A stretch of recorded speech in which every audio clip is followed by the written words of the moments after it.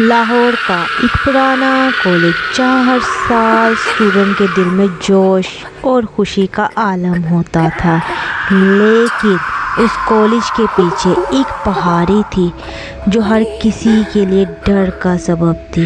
یہ پہاڑی اتنی پرانی تھی کہ لوگ اس کے بارے میں چپکے سے باتیں کرتے تھے، کہانیاں سناتے تھے اور کہتے تھے کہ جو بھی وہاں جاتا ہے وہ کبھی واپس نہیں آتا یا پھر ڈر کے مارے بے ہوش ہو جاتا ہے۔ کالج کے اسٹوڈنٹس کے درمیان یہ افواہ تھی کہ وہاں کوئی روح ہے، کوئی ایسی شکتی جو ہر کسی کو ڈرا دیتی تھی، لیکن یہ سب افواہیں تھیں یا سچ، یہ کوئی نہیں جانتا تھا۔ ویڈیو کو شروع کرنے سے پہلے لائک، شیئر اور سبسکرائب ضرور کیجیے گا۔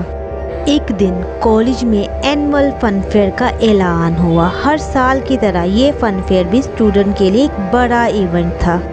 اسٹالز، میوزک، گیمز اور دوستوں کے ساتھ مستی کا ماحول ہوتا تھا۔ اس بار فن فیئر کا تھیم تھا ایڈونچر نائٹ، اور اسٹوڈنٹ کے دل میں ایک عجیب سی بے چینی تھی۔ کالج کی 3 لڑکیاں روحانہ، رابعہ اور عائشہ جو ہمیشہ ساتھ رہتی تھی، انہوں نے فیصلہ کیا کہ وہ اس فن فیئر پہ کچھ ایسا کریں گی جو کسی نے نہیں کیا ہوگا۔ انہوں نے سوچا کہ وہ اس پرانی پہاڑی پر جائیں گی جو کالج کے پیچھے تھی اور وہاں فوٹوز لیں گی۔ یہ ان کا ایڈونچر ہوگا اور وہ پھر اپنی دوستوں کو دکھائیں گی وہ کتنی بہادر ہیں۔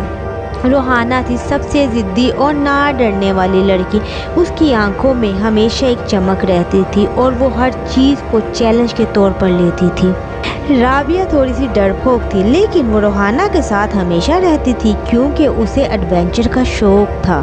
اور عائشہ سب سے سینسیبل، جو ہمیشہ سوچ سمجھ کر فیصلے کرتی تھی، لیکن اس بار اس نے بھی روحانہ کے پلان میں ساتھ دینے کا فیصلہ کیا۔ چلو فوٹوز لیتے ہیں، عائشہ نے کہا، لیکن اس کی آواز میں تھوڑی سی بے چینی تھی۔ اگر کچھ عجیب ہوا تو؟ کچھ نہیں ہوگا یار، روحانہ نے ہنس کر جواب دیا، یہ سب افواہیں ہیں، وہاں کوئی بھوت نہیں ہے، بس تھوڑی سی ہمت چاہیے۔ فن فیئر کا دن آیا۔ کالج کا گراؤنڈ رنگ برنگی جھنڈیوں اور لائٹ سے سجا ہوا تھا۔ اسٹوڈنٹس اپنے اپنے اسٹالز پر لگے ہوئے تھے، کوئی کھانا بیچ رہا تھا اور کوئی گیمز کھیل رہا تھا اور کوئی میوزک پر ڈانس کر رہا تھا۔ شام کے وقت جب سورج ڈھل چکا تھا اور اندھیرا چھا رہا تھا، روحانہ، رابعہ اور عائشہ نے اپنے پلان کو عمل میں لانے کا فیصلہ کیا۔ انہوں نے اپنے فون لیے، ٹارچ آن کی اور پھر کالج کے پیچھے والی پہاڑی کی طرف چل پڑے۔ پہاڑی کا راستہ چھوٹا لیکن خطرناک تھا، پتھر اور کنکر ہر جگہ بکھرے ہوئے تھے اور جھاڑیاں اتنی گھنی تھی کہ ان میں سے گزرنے میں مشکل ہوتی تھی۔ ہوا میں عجیب سی خاموشی تھی اور کہیں کہیں سے جنگلی جانوروں کی آوازیں آتی تھی۔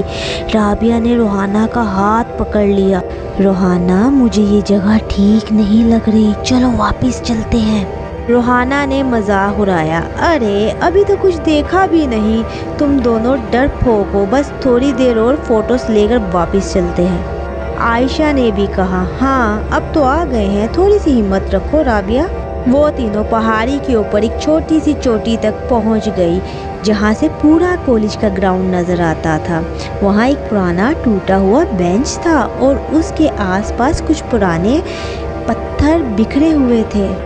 روحانہ نے اپنا فون نکال کر سیلفی لینے لگی، اسمائل گرلز، اور تینوں نے پوز دیا۔ رابعہ تھوڑی سی نروس تھی لیکن اس نے بھی اسمائل کر ہی دی۔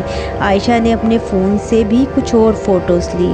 فوٹوز لیتے وقت رابعہ نے کچھ عجیب سی آوازیں سنی۔ یہ کیا تھا؟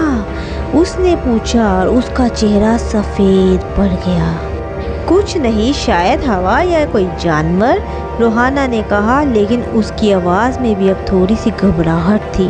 عائشہ نے اپنا فون چیک کیا اور فوٹوز دیکھی۔ یہ دیکھو، فوٹوز تو بالکل بلینک ہے، اور اپنا فون ان دونوں کو دکھایا۔ اسکرین پر صرف ایک سفید دھبا تھا، جیسے کچھ بھی کیپچر نہیں ہوا ہو۔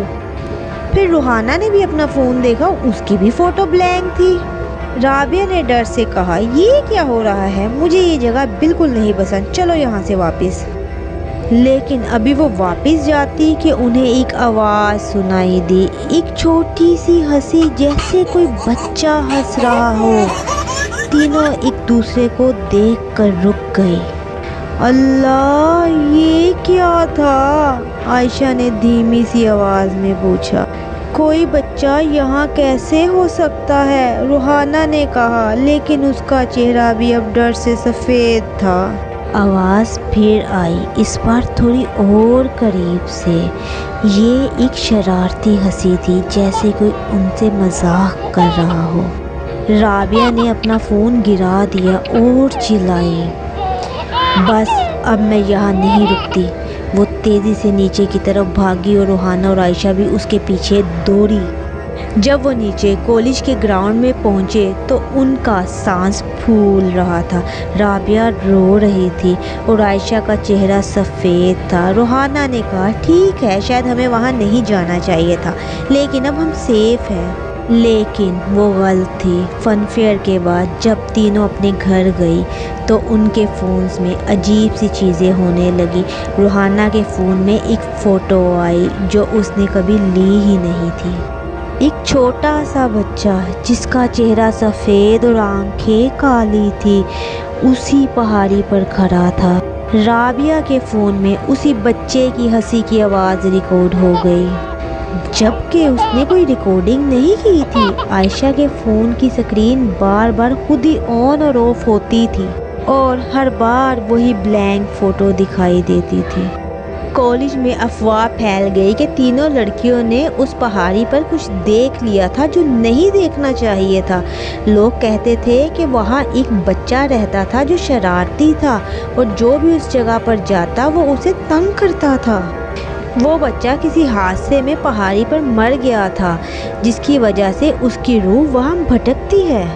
تینوں لڑکیوں نے فیصلہ کیا کہ وہ دوبارہ کبھی اس پہاڑی پر نہیں جائیں گی، لیکن رات کے وقت جب وہ اپنے کمروں میں سوتی تھی تو انہیں وہی ہنسی سنائی دیتی تھی۔ کبھی کبھی ان کے دروازے پر کھٹکھٹانے کی آوازیں بھی آتی تھی، لیکن جب وہ دروازہ کھولتی تو وہاں کوئی نہیں ہوتا۔ آخر میں کالج نے اس پہاڑی کا راستہ بند کر دیا، ایک بڑا سا گیٹ لگا دیا اور اسٹوڈنٹ کو وہاں جانے سے منع کر دیا۔ لیکن اب بھی جب رات ہوتی ہے اور فن فیئر کا وقت آتا ہے تو لوگ کہتے ہیں کہ اس پہاڑی سے چھوٹی سی ہنسی سنائی دیتی ہے، ایک شرارتی بچہ جو اب بھی وہاں ہے اور اپنے مزے لینے کے لیے ایک نئے شکار کی تلاش میں رہتا ہے۔ اگر آپ کو ویڈیو پسند آتی ہے، لائک، شیئر اور سبسکرائب ضرور کیجیے گا۔ اتنی محنت سے ویڈیو بناتے ہیں، اب لائک اور شیئر نہیں کرتے تو اچھا نہیں لگتا۔ Thank you.